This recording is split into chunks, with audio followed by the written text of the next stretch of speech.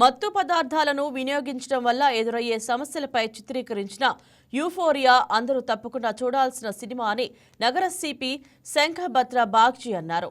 విశాఖపట్నం కిన్నెర థియేటర్లో సిపి చిత్రాన్ని వీక్షించారు.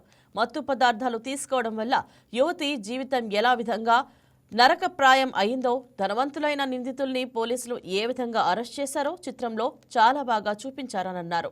మత్తు పదార్థాలకు యువత దూరంగా ఉండాలని, తల్లిదండ్రులు తమ పిల్లలు నడవడికపై దృష్టి సారించాలని సిపి సూచించారు.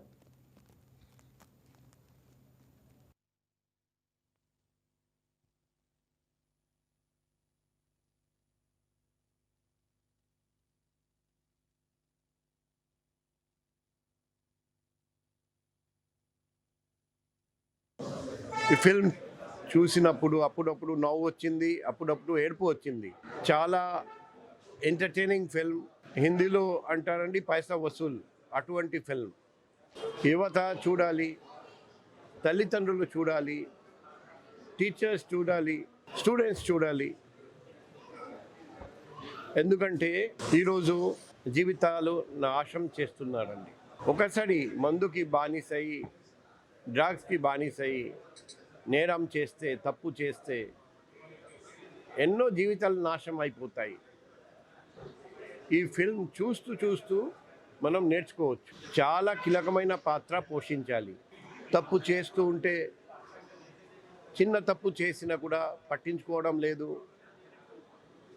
అప్పుడు చిన్న తప్పు నుండి పెద్ద తప్పు, తర్వాత నేరం వరకు వెళ్తాడండి ఈరోజు పిల్లలు. అందుకే తల్లిదండ్రులు కూడా ఈ ఫిల్మ్ ఖచ్చితంగా చూడాలి. ఈ లెసన్స్, ఈ గుణపాఠాలు మన అందరికీ అవసరం.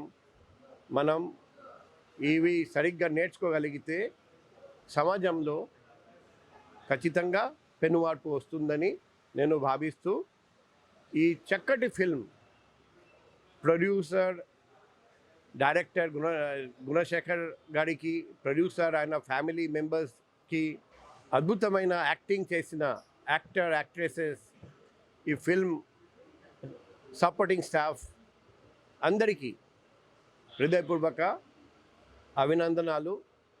Unlike that, this film is slightly different.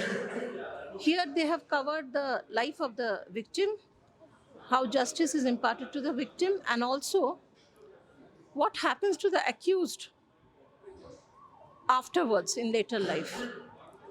The life, both sides they have shown. The youth, covering the life of the youth, both the victim side, the girl's side, and the boy's side, the accused side. What is happening to the youth who are doing the crime, who are committing the crime? What is the pitiful plight of these children, the youth who are being arrested and taken to jail? What life they are facing? So it's very apt that we should think of these people also, the accused, and take them for rehab and counseling session.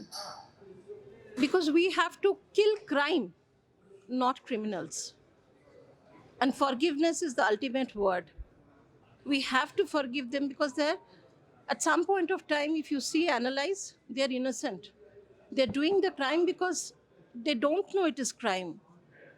They don't know it is going to create such negative impact in their lives. And the parents are thinking about the girl in her childhood, how affectionately, lovingly the parents have brought her up. And what is the pitiful plight of the girl when she is gang raped? What happens to the parents? What impact happens on the parents?